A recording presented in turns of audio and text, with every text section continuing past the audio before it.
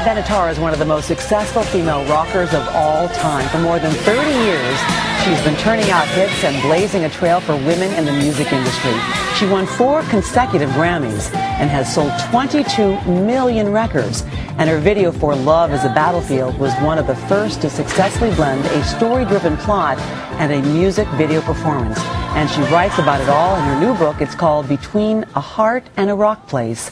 Pat Benatar, good morning. Good morning. You know, what's surprising, I think, for many people who will read this book is that it is about a woman who had so much balance, who has been with the same man in a marriage for 9 years, with 2 beautiful daughters, and yet a rock star. I mean, how did you, when so many have not, emerge out of this profession unscathed? Well, I'd like to say that I was really smart and that I had something that had to do with it. I don't know. I just think that it's personality.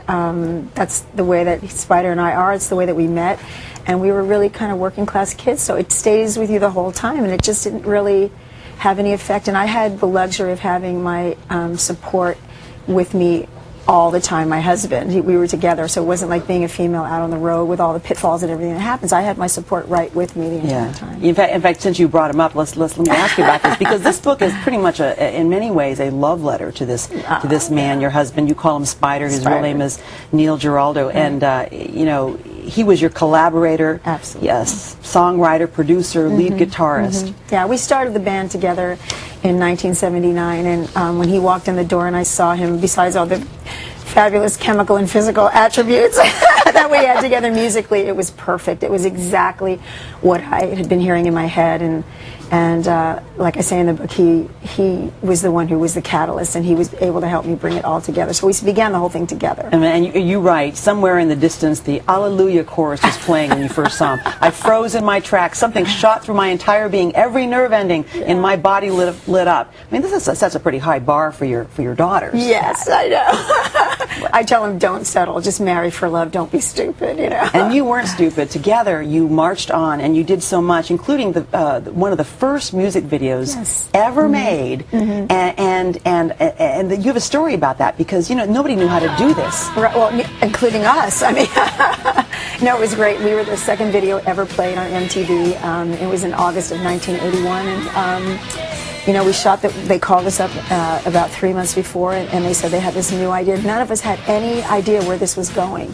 We thought, okay, that's kind of interesting, but truthfully, I don't think anybody expected it. And the first week that it was played in August, after that week, we couldn't go anywhere anymore. It had changed the world. It changed your world, definitely.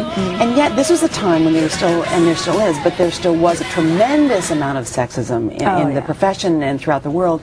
And at one point, when you actually became pregnant, you were told to hide your pregnancy. Yeah, I mean, this is incredibly hard to believe for people today to understand, especially since it seems to be like a prerequisite for celebrity right now.